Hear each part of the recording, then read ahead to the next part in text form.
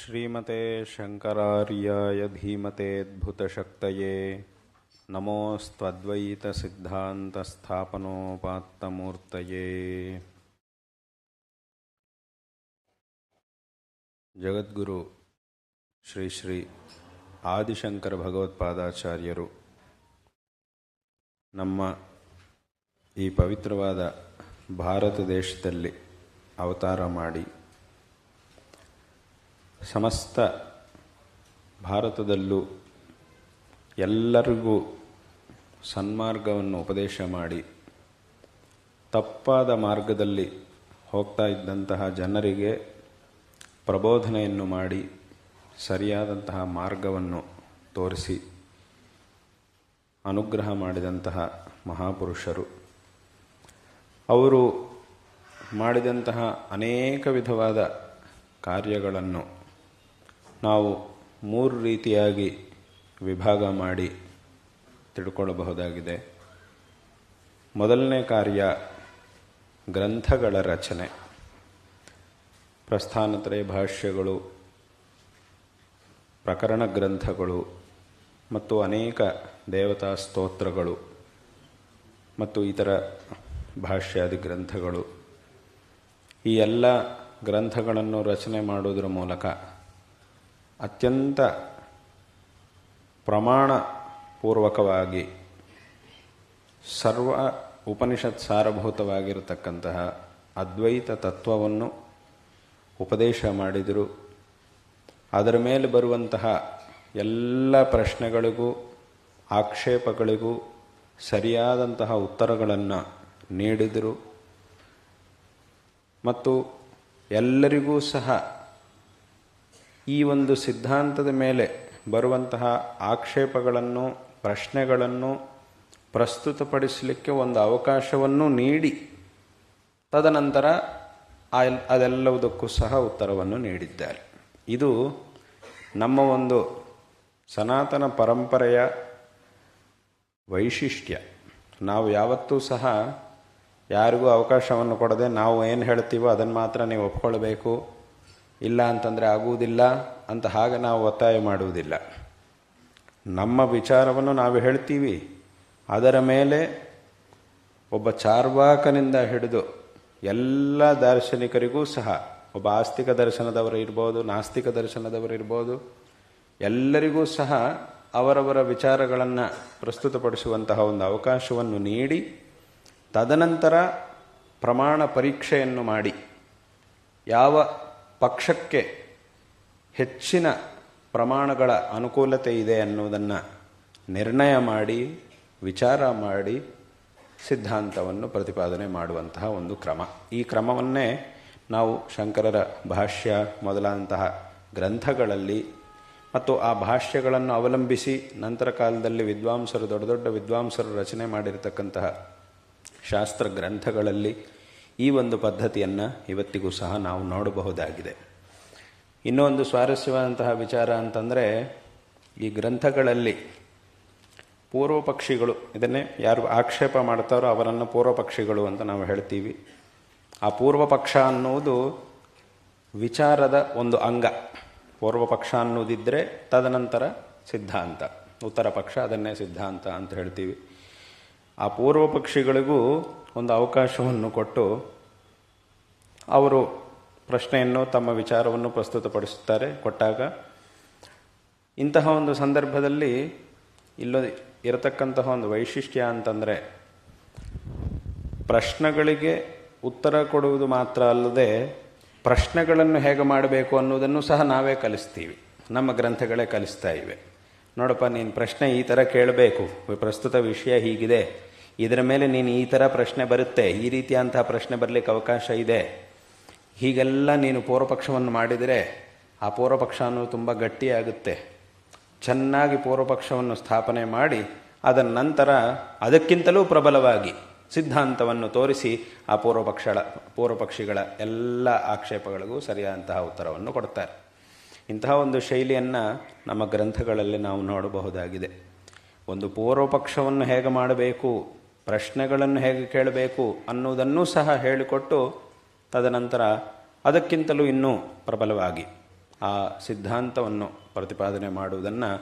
ಪ್ರತಿಪಾದನೆ ಮಾಡಿ ಯಾವುದು ವಾಸ್ತವವಾದಂತಹ ತತ್ವವೋ ಅಂತಹ ಒಂದು ತತ್ವವನ್ನು ಪ್ರಚಾರ ಮಾಡುವುದು, ಪ್ರತಿಪಾದನೆ ಮಾಡುವಂತಹ ಒಂದು ಶೈಲಿಯನ್ನು ನಮ್ಮ ಗ್ರಂಥಗಳಲ್ಲಿ ನಾವು ನೋಡುತ್ತೇವೆ. ಹಾಗಾಗಿ ಶಂಕರರು ತಮ್ಮ ಗ್ರಂಥಗಳಲ್ಲಿ ಈ ರೀತಿಯಾಗಿ ಆ ಅದ್ವೈತ ತತ್ವವನ್ನು ಉಪದೇಶ ಮಾಡಿದ್ದಾರೆ.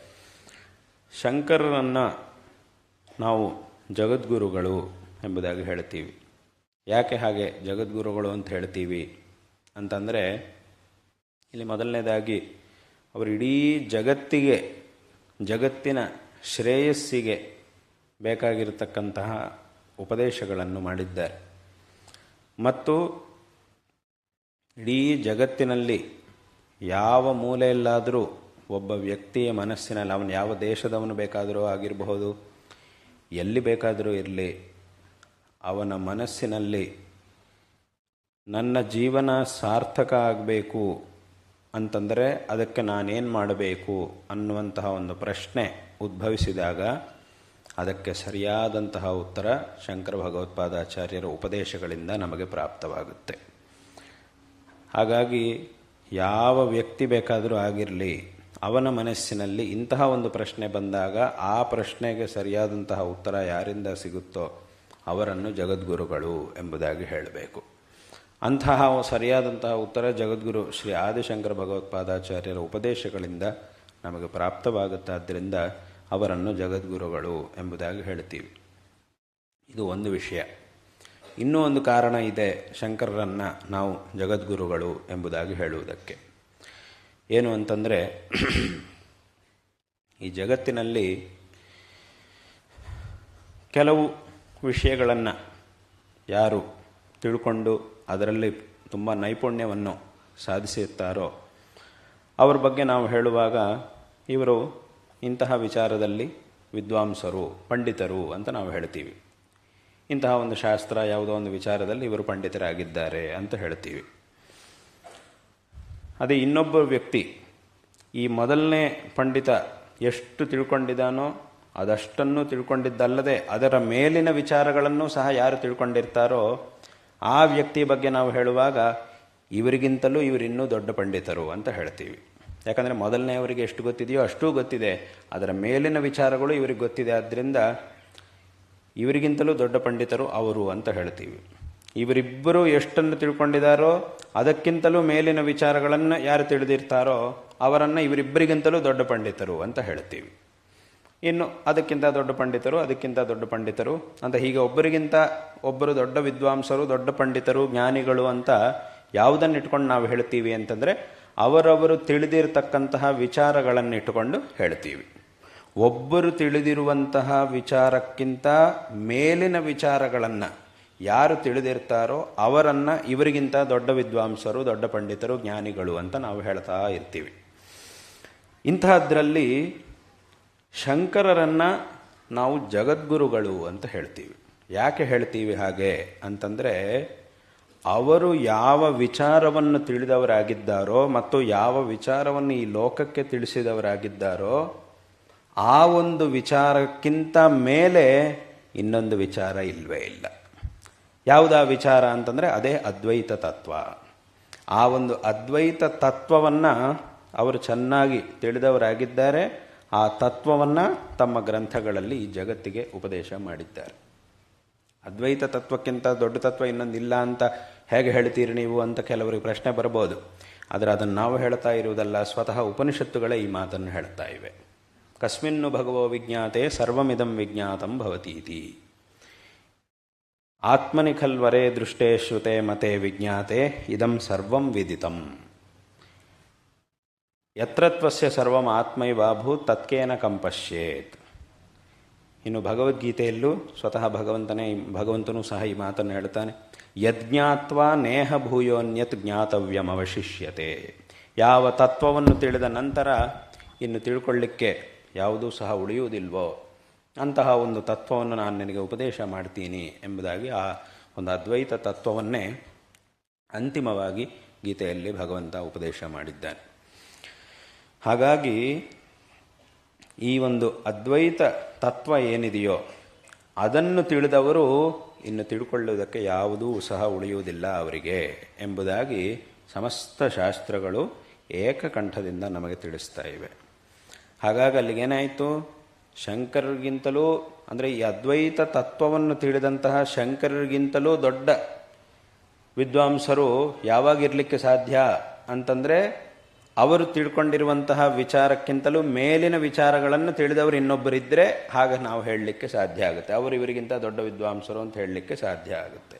ಆದರೆ ಶಂಕರರು ಯಾವ ವಿಚಾರವನ್ನು ಉಪದೇಶ ಮಾಡಿದ್ದಾರೋ, ಯಾವ ತತ್ವವನ್ನು ಉಪದೇಶ ಮಾಡಿದ್ದಾರೋ ಅದರ ಮೇಲೆ ಇನ್ನೊಂದು ತತ್ವ ಅನ್ನೋದಿಲ್ವೇ ಇಲ್ಲ.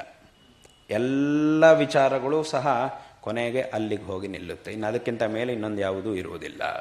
ಅದನ್ನೇ ಭಗವಂತನು ಸಹ ಸ್ಪಷ್ಟವಾಗಿ ಹೇಳಿದೆ, ಯಜ್ಞಾತ್ವ ನೇಹ ಭೂಯೋನ್ಯ ಜ್ಞಾತವ್ಯಂ ಅವಶಿಷ್ಯತೆ, ಇನ್ಯಾವುದೂ ಸಹ ಉಳಿಯುವುದಿಲ್ಲ. ಅಂತಹ ಒಂದು ತತ್ವ ಈ ಅದ್ವೈತ ತತ್ವ ಅನ್ನುವಂಥದ್ದು. ಆದ್ದರಿಂದ ಈ ಒಂದು ಅದ್ವೈತ ತತ್ವವನ್ನು ಶಂಕರ ಭಗವತ್ಪಾದಾಚಾರ್ಯರು ಈ ಲೋಕಕ್ಕೆ ಉಪದೇಶ ಮಾಡಿದ್ದಾರೆ. ಅವರು ಉಪದೇಶ ಮಾಡಿದಂತಹ ಈ ತತ್ವದ ಮೇಲೆ ಪುನಃ ಇನ್ನೊಂದು ಯಾವ ತತ್ವವೂ ಇರುವುದಿಲ್ಲ. ಅಲ್ಲಿಗೆ ಎಲ್ಲವೂ ಸಹ ಮುಗಿಯುತ್ತೆ.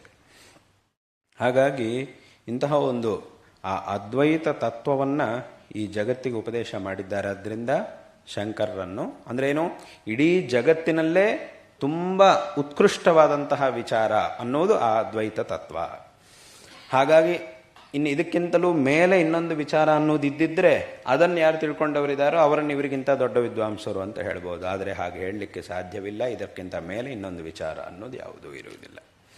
ಆದ್ದರಿಂದ ಇಂತಹ ಒಂದು ಅದ್ವೈತ ತತ್ವ ಏನಿದೆಯೋ ಈ ಒಂದು ತತ್ವವನ್ನು ಈ ಜಗತ್ತಿಗೆ ಅವರು ಉಪದೇಶ ಮಾಡಿದ್ದಾರೆ. ಆದ್ದರಿಂದ ಅಂದರೆ ಇಡೀ ಜಗತ್ತಿನಲ್ಲೇ ಯಾವುದು ಉತ್ಕೃಷ್ಟವಾದಂತಹ ತತ್ವವೋ ಅಂತಹ ತತ್ವದ ಉಪದೇಶಕರಾಗಿ ಶಂಕರ ಭಗವತ್ಪಾದಾಚಾರ್ಯರು ಈ ಲೋಕಕ್ಕೆ ಅನುಗ್ರಹ ಮಾಡಿದ್ದಾರೆ. ಆದ್ದರಿಂದ ಅವರನ್ನು ನಾವು ಜಗದ್ಗುರುಗಳು ಅಂತ ವಿಶೇಷವಾಗಿ ಹೇಳ್ತೀವಿ.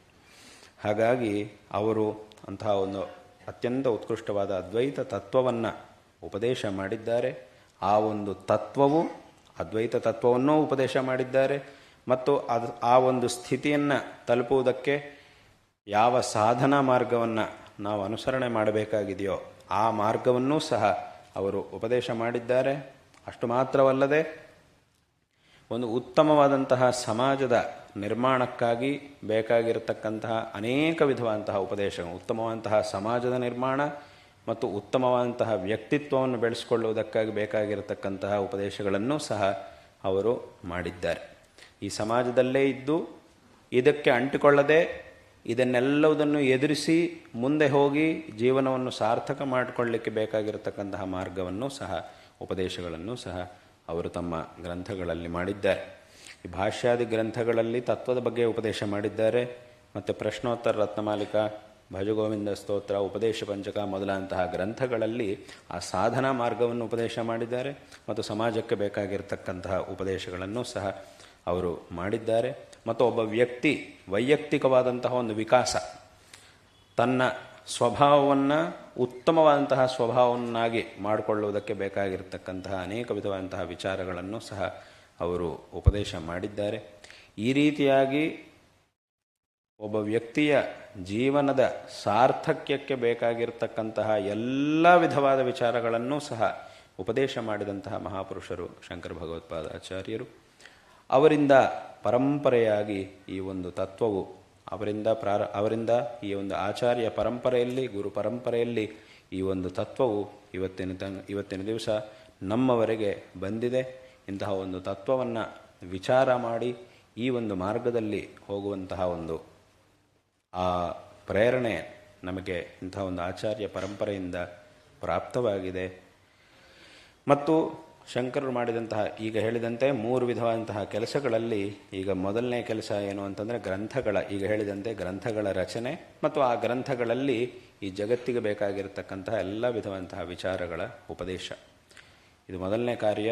ಇನ್ನು ಎರಡನೇ ಕಾರ್ಯ ಏನು ಅಂತಂದರೆ ಎಲ್ಲ ಕಡೆಯೂ ಸಹ ಸಂಚಾರ, ದಿಗ್ವಿಜಯ ಯಾತ್ರೆ. ಭಾರತದಲ್ಲಿ, ಸಮಸ್ತ ಭಾರತದಲ್ಲಿ ಎಲ್ಲ ಕಡೆಗೂ ಸಹ ಶಂಕರ ಭಗವತ್ಪಾದಾಚಾರ್ಯರು ಸಂಚಾರವನ್ನು ಮಾಡಿ ಜನರೆಲ್ಲರಿಗೂ ಸಹ ಒಂದು ವಿಶೇಷವಾದಂತಹ ಪ್ರೇರಣೆಯನ್ನು ನೀಡಿದ್ದಾರೆ. ಧರ್ಮ ಮಾರ್ಗದಲ್ಲಿ ಈ ಒಂದು ಸಾಧನಾ ಮಾರ್ಗದಲ್ಲಿ ಹೋಗುವಂತಹ ಒಂದು ಪ್ರೇರಣೆಯನ್ನು ನೀಡಿ ಯಾರ್ಯಾರು ತಪ್ಪಾದ ಮಾರ್ಗದಲ್ಲಿ ಹೋಗ್ತಾ ಇದ್ರೋ ಅವರೆಲ್ಲರನ್ನೂ ಸಹ ಸರಿಯಾದ ಮಾರ್ಗಕ್ಕೆ ಕರ್ಕೊಂಡು ಬರುವಂತಹ ಒಂದು ಕಾರ್ಯವನ್ನು ಅವರು ಮಾಡಿದ್ದನ್ನು ನಾವು ನೋಡಬಹುದಾಗಿದೆ. ಇದೆಲ್ಲವುದನ್ನೂ ಸಹ ಅವರು ತಮ್ಮ ಈ ದಿಗ್ವಿಜಯ ಯಾತ್ರಾ ಕಾಲದಲ್ಲಿ ಮಾಡಿದ್ದಾರೆ. ಹಾಗಾಗಿ ಅದು 2ನೇ ಕಾರ್ಯ. ಇನ್ನು 3ನೇ ಕಾರ್ಯ ಅಂತಂದರೆ ಚತುರಾಮ್ನಾಯ ಪೀಠಗಳ ಸ್ಥಾಪನೆ. ಭಾರತದ 4 ದಿಕ್ಕುಗಳಲ್ಲಿ 4 ಆಮ್ನಾಯ ಪೀಠಗಳನ್ನು ಸ್ಥಾಪನೆ ಮಾಡಿ ಈ ಆಮ್ನಾಯ ಪೀಠಗಳಲ್ಲಿ ಸನ್ಯಾಸಿಗಳನ್ನು ಅಧಿಪತಿಗಳನ್ನಾಗಿ ಮಾಡಿದ್ದಾರೆ. ಯಾಕೆಂತಂದರೆ ಇಲ್ಲಿ ಈ ಪೀಠಗಳಲ್ಲಿ ಸನ್ಯಾಸಿಗಳನ್ನು ಅವರ ಅಧಿಪತಿಗಳನ್ನಾಗಿ ಮಾಡಿದ್ದಾರೆ. ತದನಂತರ ಕಾಲದಲ್ಲಿ ಅನೇಕ ಮಠಗಳು ಬೇರೆ ಬೇರೆ ಕಡೆಗಳಲ್ಲಿ ಅವಶ್ಯಕತೆಗೆ ಅನುಸಾರವಾಗಿ ಅನೇಕ ಕಡೆಗಳಲ್ಲಿ ಮಠಗಳ ಸ್ಥಾಪನೆಗಳಾಗಿವೆ. ಆದರೆ ಎಲ್ಲ ಮಠಗಳಲ್ಲೂ ಸಹ ತದನಂತರ ಕಾಲದಲ್ಲಿ ಸನ್ಯಾಸಿಗಳ ಪರಂಪರೆಯೇ ಬಂದಿದೆ ವಿಶೇಷವಾಗಿ. ಯಾಕೆ ಹೀಗೆ? ಯಾರೋ ಶಂಕರರು ಸನ್ಯಾಸಿಗಳನ್ನಲ್ಲದೆ ಯಾರೋ ಗೃಹಸ್ಥರನ್ನೋ ಅಥವಾ ಬ್ರಹ್ಮಚಾರಿಗಳನ್ನೋ ಮಾಡ್ಬೋದಿತ್ತು. ಅವರನ್ನು ಮಾಡದೆ ಸನ್ಯಾಸಿಗಳನ್ನೇ ಯಾತಕ್ಕಾಗಿ ಮಾಡಿದ್ದಾರೆ ಅಂತಂದರೆ ಸನ್ಯಾಸಿಗಳಿಗೆ ಇರಬೇಕಾದಂತಹ ಮುಖ್ಯವಾದಂತಹ ಯೋಗ್ಯತೆ ಅಂತಂದರೆ ರಾಗದ್ವೇಷಗಳಿಲ್ಲದೆ ಇರುವುದು. ರಾಗದ್ವೇಷಗಳಿಲ್ಲದೆ ಇರುವಂತಹ ಸ್ಥಿತಿಯನ್ನು ತಲುಪಿದಾಗ ಮಾತ್ರವೇ ಸನ್ಯಾಸವನ್ನು ಸ್ವೀಕಾರ ಮಾಡಬೇಕು. ಆದರೆ ಗೃಹಸ್ಥಾಶ್ರಮಕ್ಕೂ ಬ್ರಹ್ಮಚರ್ಯಕ್ಕೂ ಆ ನಿಯಮ ಇಲ್ಲ.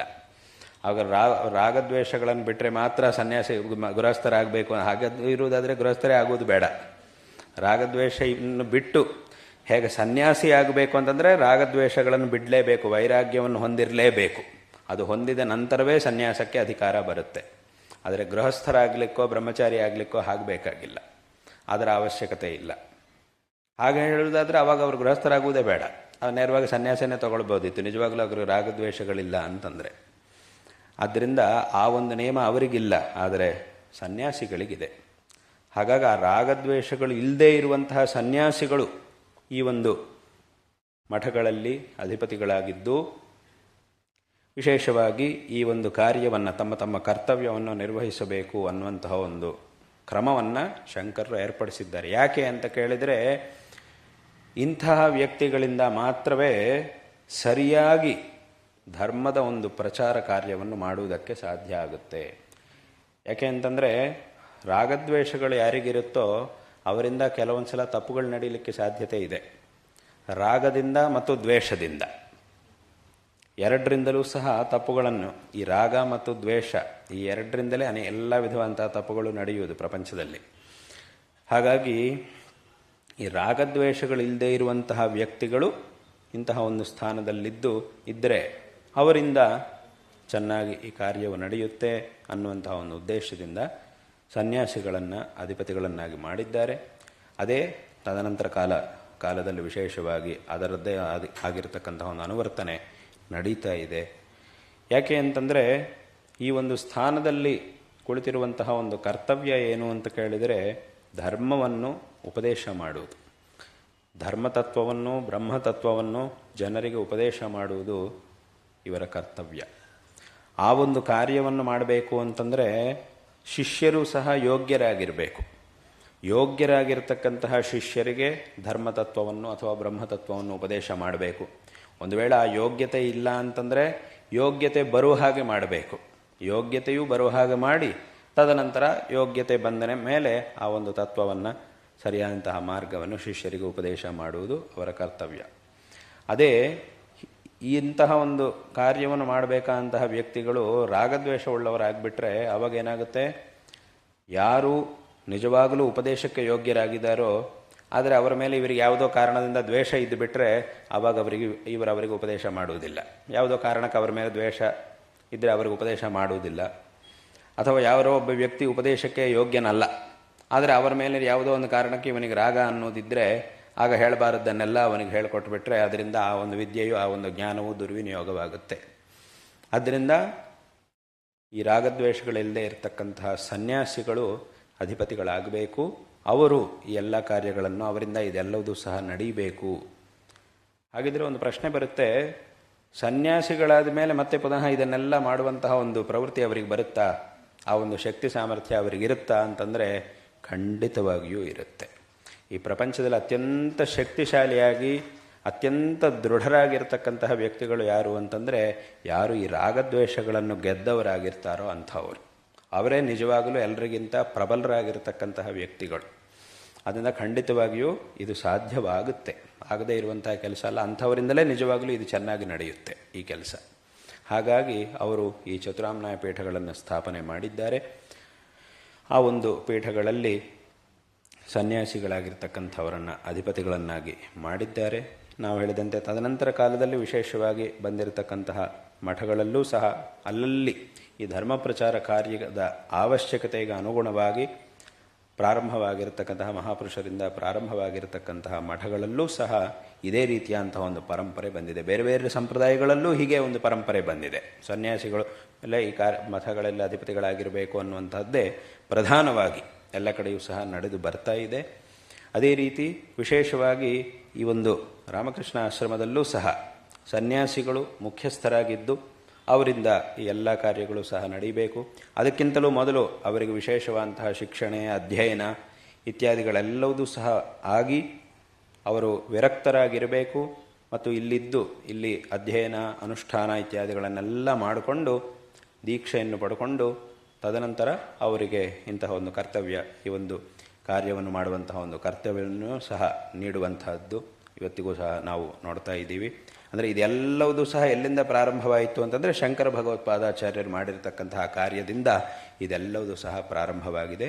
ಅದು ಇವತ್ತಿಗೂ ಸಹ ಅವಿಚ್ಛಿನ್ನವಾಗಿ ನಡೆದು ಬರ್ತಾ ಇದೆ.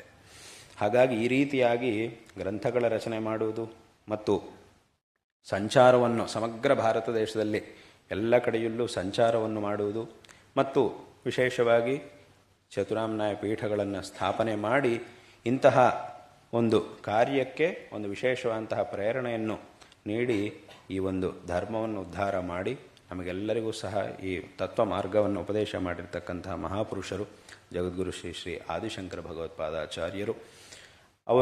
ಅವರ ಗ್ರಂಥಗಳನ್ನು ಆಧಾರವಾಗಿಟ್ಟುಕೊಂಡು ಅವರ ಭಾಷ್ಯಗಳನ್ನು, ಗ್ರಂಥಗಳನ್ನು ಆಧಾರವಾಗಿಟ್ಟುಕೊಂಡು ತದನಂತರ ಕಾಲದಲ್ಲಿ ಬಂದಿರುವಂತಹ ದೊಡ್ಡ ದೊಡ್ಡ ವಿದ್ವಾಂಸರು ಎಲ್ಲರೂ ಸಹ ಇನ್ನಷ್ಟು ವಿಸ್ತಾರವಾಗಿ ಅನೇಕ ಗ್ರಂಥಗಳನ್ನು ಸಹ ರಚನೆ ಮಾಡಿ, ವ್ಯಾಖ್ಯಾನಗಳನ್ನು, ಇನ್ನೂ ಅನೇಕ ಗ್ರಂಥಗಳನ್ನು, ಪ್ರಕರಣ ಗ್ರಂಥಗಳನ್ನು ಸಹ ರಚನೆ ಮಾಡಿ ವಿಶೇಷವಾಗಿ ಈ ಒಂದು ತತ್ವದ ಮಾರ್ಗವನ್ನು ನಮಗೆ ತಿಳಿಸಿದ್ದಾರೆ.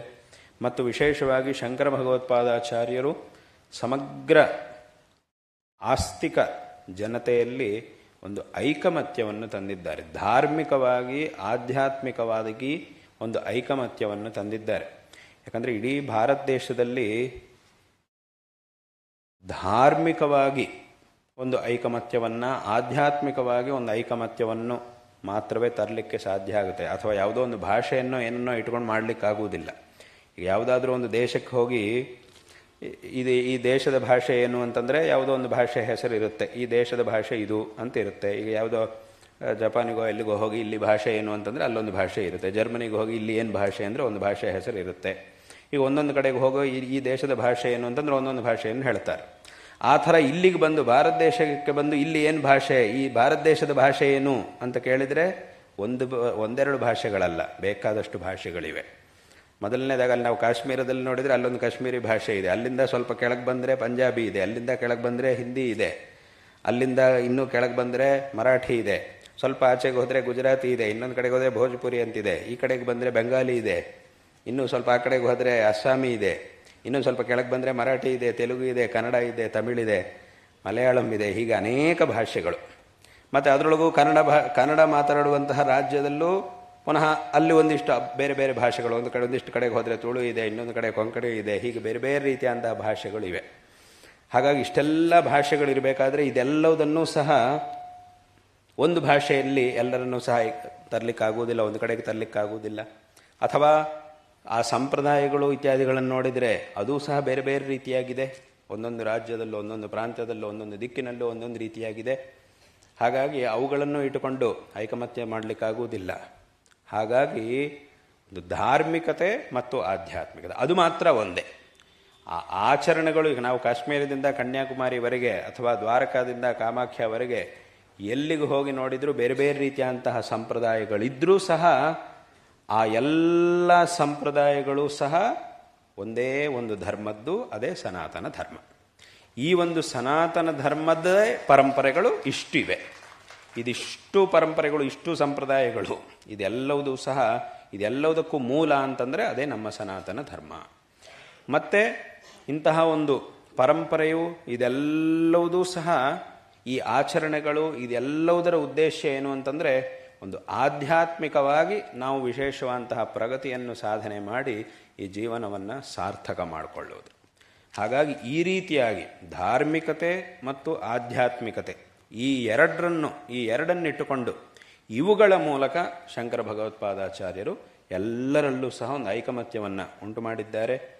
ಅದಕ್ಕೆ ಅವರನ್ನು ಷಣ್ಮತ ಸ್ಥಾಪನಾಚಾರ್ಯರು ಅಂತ ನಾವು ಹೇಳ್ತೀವಿ. ಷಣ್ಮತ ಸ್ಥಾಪನಾಚಾರ್ಯರು ಅಂತಂದರೆ ಪ್ರಧಾನವಾಗಿ 6 ದೇವತೆಗಳ ಪೂಜೆಗಳನ್ನು ಪ್ರಧಾನವಾಗಿ ಮಾಡುವುದಿದೆ. ಶಿವ, ವಿಷ್ಣು, ಹೀಗೆ ದೇವಿ ಇತ್ಯಾದಿ 6 ದೇವತೆಗಳನ್ನು ಪ್ರಧಾನವಾಗಿ ಪೂಜೆ ಮಾಡುವವರಿದ್ದಾರೆ. ಇವರೆಲ್ಲರಲ್ಲೂ ಸಹ, ಯಾಕಂತಂದರೆ ಮೊದಲಿಗೆ ನಾಸ್ತಿಕರು ಆಸ್ತಿಕರು ಅನ್ನುವಂತಹ ಒಂದು ವಿವಾದ ಇತ್ತು.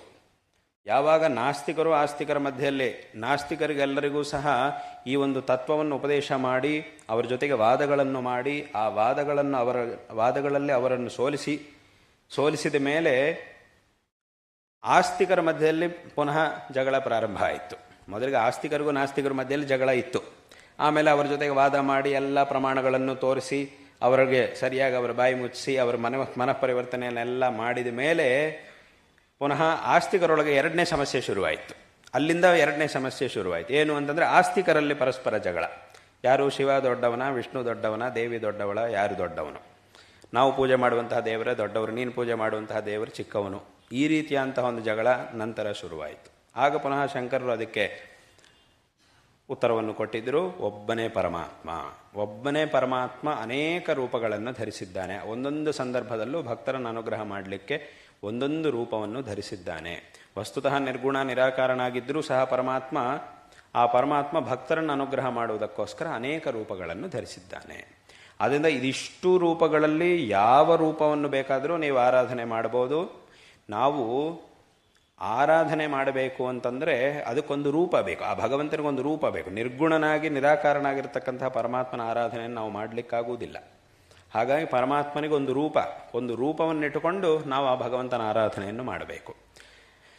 ಆ ರೂಪಗಳು ಅಂತ ಬಂದಾಗ ನಮಗೆ ಮಂತ್ರಶಾಸ್ತ್ರಗಳಲ್ಲಿ, ಪುರಾಣಗಳಲ್ಲಿ ಅನೇಕ ರೂಪಗಳು ನಮ್ಮ ಮುಂದೆ ಇವೆ.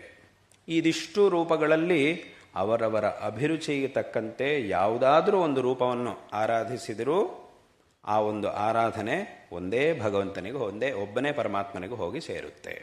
ಆ ರೂಪ ನಾವು ಮಾಡುವಂತಹ ಆರಾಧನೆ ಒಂದೊಂದು ರೂಪಕ್ಕೆ ನಾವು ಮಾಡ್ತಾ ಇರಬಹುದು, ಆದರೆ ಒಂದೊಂದು ರೂಪದ ಹಿಂದೆಯೂ ಇರತಕ್ಕಂತಹ ಪರಮಾತ್ಮ ಒಬ್ಬನೇ ಅನ್ನುವಂತಹ ಒಂದು ವಿಚಾರವನ್ನು ಅವರು ಉಪದೇಶ ಮಾಡಿದರು. ಹಾಗಾಗಿ ನಿಮ್ಮ ಅಭಿರುಚಿಗೆ ತಕ್ಕಂತೆ ಯಾವ ರೂಪವನ್ನು ನೀವು ಆರಾಧಿಸಿದರೂ ಅದನ್ನು ಸ್ವೀಕರಿಸ್ತಕ್ಕಂತಹ ಪರಮಾತ್ಮ ಒಬ್ಬನೇ, ಅದರೊಳಗೆ ಯಾವುದೇ ವಿಧವಾದಂತಹ ಭೇದ ಅನ್ನುವುದಿಲ್ಲ ಅನ್ನುವಂತಹ ಒಂದು ವಿಚಾರವನ್ನು ಈ ಜಗತ್ತಿಗೆ ಶಂಕರರು ಉಪದೇಶ ಮಾಡಿದ್ದಾರೆ. ಅಂದರೆ ಒಂದು ಉದಾಹರಣೆ ಹೇಳಬೇಕು ಅಂತಂದರೆ, ಒಂದು ಬಟ್ಟೆ ಇದೆ, ನಾವು ಬಟ್ಟೆಯನ್ನು ಧರಿಸ್ತೀವಿ. ಆದರೆ ಆ ಬಟ್ಟೆ ಅಂತಂದರೆ ಅದರೊಳಗೆ ಯಾವುದೋ ವಿಧವಾದಂತಹ ಒಂದು ಬಣ್ಣ ಇರಲೇಬೇಕು. ಯಾವ ಬಟ್ಟೆ ಅಂತಂದರೆ ಒಂದ ಬಿಳಿ ಬಟ್ಟೆ ಆಗಿರಬೇಕು, ಇಲ್ಲ ಕಪ್ಪು ಬಟ್ಟೆ ಆಗಿರಬೇಕು, ಕೆಂಪಾಗಿರಬೇಕು, ಹಸಿರಾಗಿರಬೇಕು, ಅರಸನಾಗಿರಬೇಕು, ಕೇಸರಿ ಆಗಿರಬೇಕು. ಯಾವುದೋ ಒಂದು ಬಣ್ಣ ಬಟ್ಟೆಯಲ್ಲಿ ಇದ್ದೇ ಇರುತ್ತೆ. ಇಲ್ಲ ಈ ಬಟ್ಟೆಯಲ್ಲಿ ಯಾವ ಬಣ್ಣನೂ ಇಲ್ಲ ಅಂತ ಆ ಥರ ಬಟ್ಟೆಯನ್ನು ಯಾರೂ ತೋರಿಸ್ಲಿಕ್ಕೆ ಸಾಧ್ಯ ಆಗೋದು. ಬಟ್ಟೆ ಅಂತಂದರೆ ಅದರೊಳಗೊಂದು ರೂಪ ಇರಲೇಬೇಕು, ಒಂದು ವರ್ಣ, ಅದರೊಳಗೊಂದು ಬಣ್ಣ ಅನ್ನೋದು ಇರಲೇಬೇಕು. ಆದರೆ ಬಟ್ಟೆ ಯಾವ ಬಣ್ಣದ್ದಾದರೂ ಅದರಿಂದ ನಮಗಾಗುವಂತಹ ಪ್ರಯೋಜನ ಮಾತ್ರ ಒಂದೇ. ಯಾವುದೇ ವಿಧವಂತ ಅದು ಕಪ್ಪು ಬಟ್ಟೆ ಆದರೂ ಕೆಂಪು ಬಟ್ಟೆ ಆದರೂ ಹೊದ್ಕೊಳ್ಳಿಕ್ಕೆ ಯಾವುದೇ ಬಟ್ಟೆ ಆದರೂ ಬಟ್ಟೆನೇ. ಅದರಿಂದ ನಮಗಾಗುವಂತಹ ಪ್ರಯೋಜನದಲ್ಲಿ ಯಾವ ವ್ಯತ್ಯಾಸವೂ ಇಲ್ಲ. ಆದರೆ ಏನಾಗುತ್ತೆ ಅಂತಂದರೆ ಜನರ ಅಭಿರುಚಿ, ಅವರವರ ಅಭಿರುಚಿಗೆ ತಕ್ಕಂತೆ ಒಬ್ಬೊಬ್ಬರು ನನಗೆ ಈ ಬಣ್ಣದ್ದು ಬೇಕು, ಈ ಬಣ್ಣದ್ದು ಬೇಕು, ಈ ಬಣ್ಣದ್ದು ನನಗೆ ಇಷ್ಟ ಅಂಥೇಳಿ ಒಬ್ಬೊಬ್ಬರು ಒಂದೊಂದು ರೀತಿಯಂತಹ ಬಣ್ಣದ ಬಟ್ಟೆಯನ್ನು ಧರಿಸ್ತಾರೆ. ಅಂದರೆ ಅದರೊಳಗೆ ಕೆಲವರಿಗಾದರೆ ನೇಮ ಇರುತ್ತೆ, ಸನ್ಯಾಸಿಗಳಿಗಾದರೆ ಇಂತಹದ್ದೇ ವಸ್ತ್ರ ಅಂತ ನೇಮ ಇರುತ್ತೆ, ಅದು ಬೇರೆ ವಿಷಯ. ಆದರೆ ಸಾಮಾನ್ಯವಾಗಿ ಜನರಿಗೆ ಒಂದು ಆಯ್ಕೆ ಮಾಡಿಕೊಳ್ಳುವಂತಹ ಸಾಧ್ಯತೆ ಎಲ್ಲಿದೆಯೋ, ಅವಕಾಶ ಯಾರಿಗಿದೆಯೋ ಅವರೇನು ಮಾಡ್ತಾರೆ ಅಂತಂದರೆ ಅವರ ಅಭಿರುಚಿಗೆ ತಕ್ಕಂತೆ. ಸನ್ಯಾಸಿಗಳು ಅಂತಂದರೆ ಅವ್ರಿಗೆ ಅಭಿರುಚಿನೇ ಇಲ್ಲ ಯಾವುದರಲ್ಲೂ. ಹಾಗಾಗಿ ಅವ್ರಿಗೆ ಒಂದೇ ಯಾವ ವಸ್ತ್ರ ಅವ್ರಿಗೊಂದು ನೇಮ ಮಾಡಿಬಿಟ್ಟಿದ್ದಾರೆ, ಹಿಂದಿನ ಶಾಸ್ತ್ರಗಳಲ್ಲೇ ನೇಮ ಮಾಡಿದ್ದಾರೆ ಕಾಷಾಯ ಧರಿಸಬೇಕು ಅಂತ. ಹಾಗಾಗಿ ಅದನ್ನು ಅವರು ಧರಿಸ್ತಾರೆ ಅಷ್ಟೇ.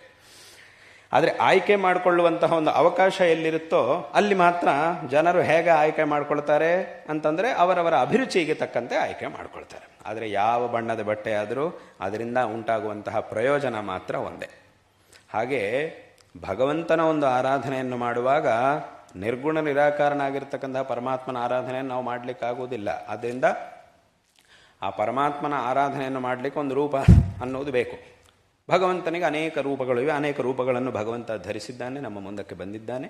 ಇಂತಹ ರೂಪಗಳಲ್ಲಿ ಯಾವುದಾದ್ರೂ ಒಂದು ರೂಪ, ಅದು ಶಿವನ ರೂಪ ಇರ್ಬೋದು, ವಿಷ್ಣುವಿನ ರೂಪ ಇರ್ಬೋದು, ದೇವಿಯ ಸ್ವರೂಪ ಇರ್ಬೋದು. ಅಂದರೆ ನಾವು ಯಾವ ರೂಪವನ್ನು ಆರಾಧನೆ ಮಾಡ್ತೀವೋ ಆ ರೂಪವನ್ನು ತುಂಬ ಶ್ರದ್ಧೆಯಿಂದ ಆರಾಧಿಸಬೇಕು. ಅದನ್ನೇ ಆ ಒಂದು ರೂಪದಲ್ಲಿರ್ತಕ್ಕಂತಹ ಪರಮಾತ್ಮನನ್ನು ನಾವು ನೋಡಿ ವಿಶೇಷವಾಗಿ ಆರಾಧಿಸಬೇಕು. ಅದರೊಳಗೆ ಯಾವುದೇ ವಿಧವಂತಹ ತಪ್ಪಿಲ್ಲ. ಆದರೆ ಇನ್ನೊಂದು ರೂಪವನ್ನು ನಾವು ನಿಂದನೆ ಮಾಡುವುದು ಅನ್ನೋದು ಮಾತ್ರ ಬಹಳ ದೊಡ್ಡ ತಪ್ಪು. ಯಾಕೆಂತಂದರೆ ಇನ್ನೊಂದು ರೂಪದಲ್ಲಿರ್ತಕ್ಕಂತಹ ಪರಮಾತ್ಮನು ಈ ಪರಮಾತ್ಮನೇ. ಇದೇ ಪರಮಾತ್ಮ ಇಷ್ಟು ರೂಪಗಳಲ್ಲಿ ನಮಗೆ ಅನುಗ್ರಹವನ್ನು ಮಾಡ್ತಾ ಇದ್ದಾನೆ. ಆದ್ದರಿಂದ ಇದನ್ನೇ ಶಂಕರರು ಎಲ್ಲರಿಗೂ ಸಹ ಉಪದೇಶ ಮಾಡಿ, ಖಂಡಿತವಾಗಿಯೂ ಎಲ್ಲರೂ ಸಹ ನಿಮ್ಮ ನಿಮ್ಮ ಅಭಿರುಚಿಗೆ ತಕ್ಕಂತೆ ಎಲ್ಲರೂ ಸಹ ಭಗವಂತನ ಆರಾಧನೆಯನ್ನು ಮಾಡಿ. ಆದರೆ ಆ ಪರಮಾತ್ಮನ ವಿಷಯದಲ್ಲಿ ತಾರತಮ್ಯ ದೃಷ್ಟಿಯನ್ನು ಹೊಂದಬಾರದು, ಈ ರೀತಿಯಂತಹ ವಿವಾದಗಳಿಗೆ, ಸಂಘರ್ಷಗಳಿಗೆ ಅವಕಾಶವನ್ನು ಕೊಡಬಾರದು ಅನ್ನುವಂತಹ ಒಂದು ವಿಚಾರವನ್ನು ಶಂಕರರು ಅತ್ಯಂತ ಸ್ಪಷ್ಟವಾಗಿ ಉಪದೇಶ ಮಾಡಿದ್ದಾರೆ. ಹಾಗಾಗಿ ಅವರೂ ಸಹ ಆಯಾ ಅಭಿರುಚಿಯಿಂದ ಭಗವಂತನ ಆಯಾ ರೂಪಗಳನ್ನು ಆರಾಧನೆ ಮಾಡತಕ್ಕಂತಹ ಜನರಿಗೆ ಇನ್ನೂ ಉಪಕಾರ ಆಗಬೇಕು ಅನ್ನುವಂತಹ ದೃಷ್ಟಿಯಿಂದ ಶಂಕರರೇ ಅನೇಕ ವಿಧವಾದಂತಹ ದೇವತಾ ಸ್ತೋತ್ರಗಳನ್ನು ರಚನೆ ಮಾಡಿದ್ದಾರೆ. ಅದ್ಭುತವಾದಂತಹ ಸ್ತೋತ್ರಗಳನ್ನು ರಚನೆ ಮಾಡಿದ್ದಾರೆ. ಯಾರು ಯಾವ ರೂಪವನ್ನು ತಮ್ಮ ಇಷ್ಟ ದೇವರನ್ನಾಗಿ ಇಟ್ಟುಕೊಂಡು ಆರಾಧನೆ ಮಾಡಬೇಕು ಅಂತಿದ್ದಾರೋ ಅವರು ಇನ್ನಷ್ಟು ಹೆಚ್ಚಿನ ರೀತಿಯಲ್ಲಿ ದೇವರ ಆರಾಧನೆಯನ್ನು ಮಾಡಲಿ ಅನ್ನುವಂತಹ ಉದ್ದೇಶದಿಂದ ಶಂಕರರೇ ಅನೇಕ ಸ್ತೋತ್ರಗಳನ್ನು ಸಹ ರಚನೆ ಮಾಡಿಕೊಟ್ಟಿದ್ದಾರೆ. ಈ ಸ್ತೋತ್ರಗಳನ್ನು ಪಠನ ಮಾಡೋದ್ರ ಮೂಲಕ ವಿಶೇಷವಾಗಿ ಭಗವದ್ ಅನುಗ್ರಹಕ್ಕೆ ಪಾತ್ರರಾಗಿ ಎಲ್ಲರೂ ಸಹ ಅನ್ನುವಂತಹ ವಿಷಯವನ್ನು ಅವರು ಉಪದೇಶ ಮಾಡಿದ್ದಾರೆ. ಹಾಗಾಗಿ ಈ ರೀತಿಯಾಗಿ ಶಂಕರರು ಈ ಆಸ್ತಿಕರು ಮತ್ತು ನಾಸ್ತಿಕರ ಮಧ್ಯೆಯಲ್ಲಿರುವಂತಹ ಸಂಘರ್ಷವನ್ನು ನಿರ್ಮೂಲನೆ ಮಾಡಿದರು. ತದನಂತರ ಆಸ್ತಿಕರಲ್ಲಿಯೇ ಯಾವ ಒಂದು ಸಂಘರ್ಷಗಳು ಬಂದಿವೆಯೋ ಆ ಒಂದು ಸಂಘರ್ಷಗಳನ್ನು ಸಹ ಶಾಸ್ತ್ರಗಳ ವಾಸ್ತವಿಕವಂತಹ ತತ್ವವನ್ನು ಉಪದೇಶ ಮಾಡೋದರ ಮೂಲಕ ಆ ಎಲ್ಲ ಸಂಘರ್ಷಗಳನ್ನು ಹೋಗಲಾಡಿಸಿ ಎಲ್ಲರಲ್ಲೂ ಸಹ ಒಂದು ಐಕಮತ್ಯವನ್ನು ಉಂಟು ಮಾಡಿದ್ದಾರೆ. ಇವತ್ತಿನ ದಿವಸ ಬಹುತೇಕ ಆಸ್ತಿಕ ಜನರಲ್ಲಿ ನಾವೆಲ್ಲ ಸಹ ಏನು ಮಾಡ್ತೀವಿ, ಶಿವರಾತ್ರಿ ಬಂತು, ಶಿವನಿಗೆ ವಿಶೇಷವಾಗಿ ಆರಾಧನೆ ಮಾಡ್ತೀವಿ, ಶಿವನ ಕ್ಷೇತ್ರಕ್ಕೆ ಹೋಗ್ತೀವಿ, ಶಿವಾಲಯಕ್ಕೆ ಹೋಗ್ತೀವಿ, ದರ್ಶನವನ್ನು ಮಾಡ್ತೀವಿ. ತದನಂತರ ರಾಮನವಮಿ ಬಂತು, ರಾಮನಿಗೆ ಆರಾಧನೆ ಮಾಡ್ತೀವಿ, ರಾಮಾಲಯಕ್ಕೆ ಹೋಗ್ತೀವಿ, ರಾಮನಿಗೆ ವಿಶೇಷವಾಗಿ ಸೇವೆಯನ್ನು ಮಾಡ್ತೀವಿ, ಪೂಜೆಯನ್ನು ಮಾಡ್ತೀವಿ. ಈ ಎರಡೂ ಸಂದರ್ಭಗಳಲ್ಲೂ ನಮ್ಮ ಬುದ್ಧಿಯಲ್ಲಿ ಮಾತ್ರ ಒಂದೇ ರೀತಿಯಂತಹ ಸ್ಥಿತಿ ಇದೆ.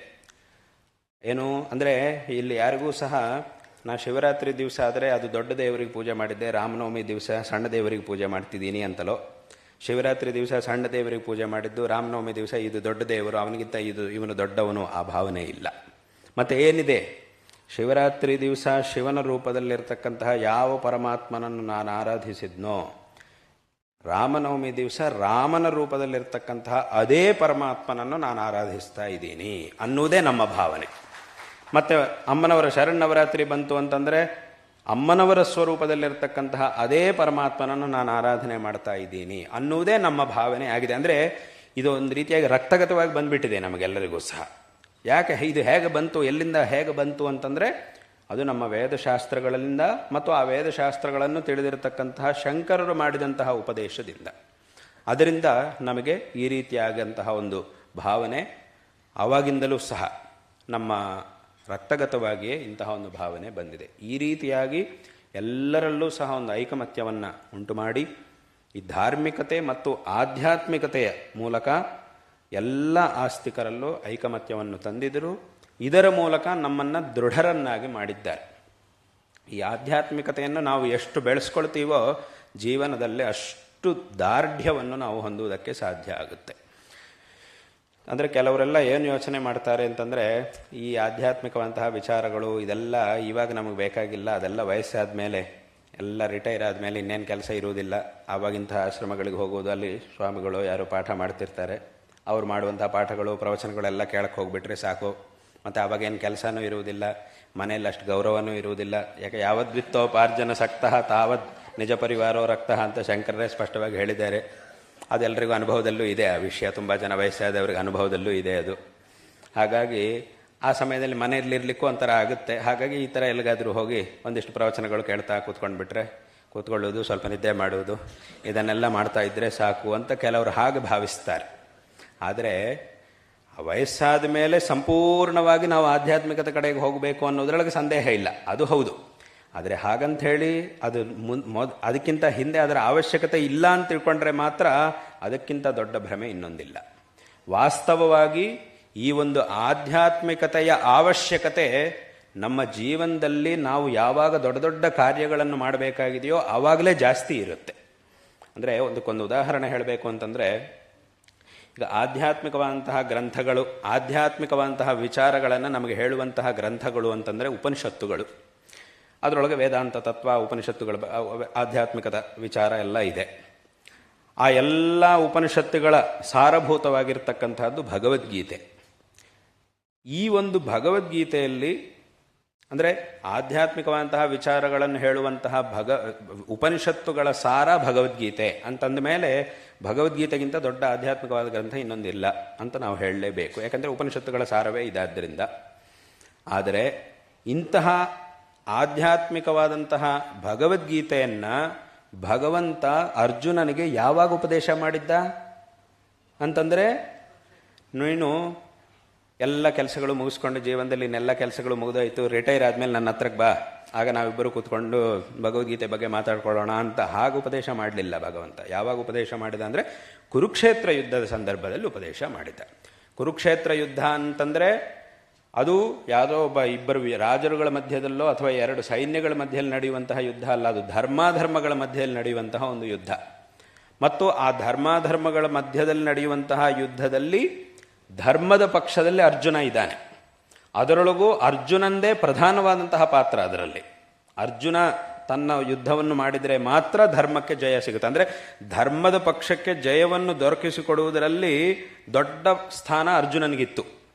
ಆದರೆ ಅಂತಹ ಒಂದು ಸಂದರ್ಭದಲ್ಲಿ ಅರ್ಜುನ ಏನು ಮಾಡಿಬಿಟ್ಟ ಅಂತಂದರೆ ಅವನಿಗೆ ಸಂದಿಗ್ಧತೆ ಬಂತು. ನಾನು ಮಾಡ್ತಿರುವುದು ಸರಿನಾ ಅಲ್ವಾ, ಇದು ಹೇಗೆ ಸರಿಯಾಗುತ್ತೆ, ಇದು ತಪ್ಪಲ್ವಾ ಅನ್ನುವಂತಹ ಒಂದು ಭ್ರಮೆ ಬಂತು, ಮೋಹ ಬಂತು. ಇದನ್ನೆಲ್ಲ ನಾನು ಮಾಡಿಬಿಟ್ರೆ ಏನಾಗ್ಬಿಡುತ್ತೋ ಅನ್ನುವಂತಹ ಒಂದು ಶೋಕ, ಇದೆಲ್ಲವೂ ಬಂದ್ಬಿಡ್ತು.